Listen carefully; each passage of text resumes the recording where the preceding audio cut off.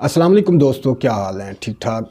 अच्छा दोस्तों, आज मैं आपको बताऊंगा असद के बारे में कि असद के लिए कौन सा वजीफ़ा बेहतर है। तो दोस्तों, मैंने पहले आपको मुख्तलिफ़ वीडियो में बताया, मुख्तलिफ़ बुर्जों के बारे में बताया। तो आज मैं असद के बारे में बता रहा हूँ कि असद वाले लोग ऐसे दोस्त हैं, क्या बात है इनकी। ये शेर हैं, यकीन करें कि ये शेर हैं। अच्छा दोस्तों, अगर किसी बहन का या किसी भाई का बुर्ज जो असद है, तो वो बहुत ही ज़बरदस्त और अच्छे लोग हैं।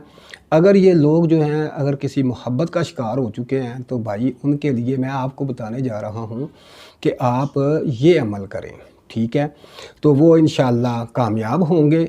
सबसे पहले बात यह है कि ये लोग बहुत ही मोहब्बत करने वाले होते हैं, लेकिन इनके अंदर एक ख़ामी होती है कि ये जज्बाती बहुत होते हैं, बहुत जल्दी तैश में आ जाते हैं, बहुत जल्दी गुस्से में आ जाते हैं और अपना बना बनाया काम भी ख़राब कर लेते हैं।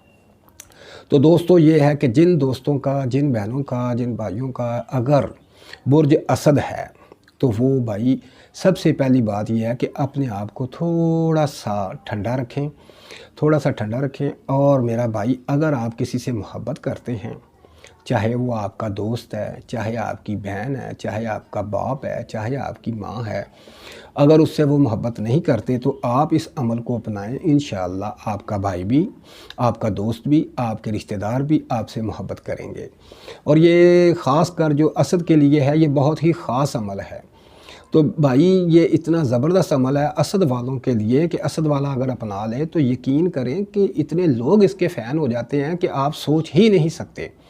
तो मैं आपको बताने जा रहा हूँ कि ये आयत मुबारक जो है, आपने रोज़ाना 41 दफ़ा पढ़नी है। सिर्फ़ 41 दफ़ा, ये छोटा सा वजीफ़ा है, ये आपने 41 दफ़ा पढ़नी है।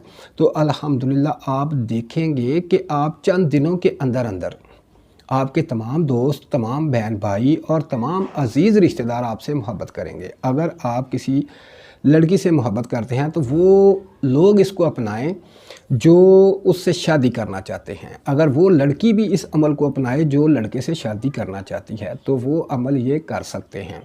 नजायज़ इस अमल को ना करें, नजायज़ करने का नुकसान आपका होगा। मेरा काम है कि एक जायज़ और ख़ास मकसद के लिए मैं आपको कुछ अमल बताता हूँ।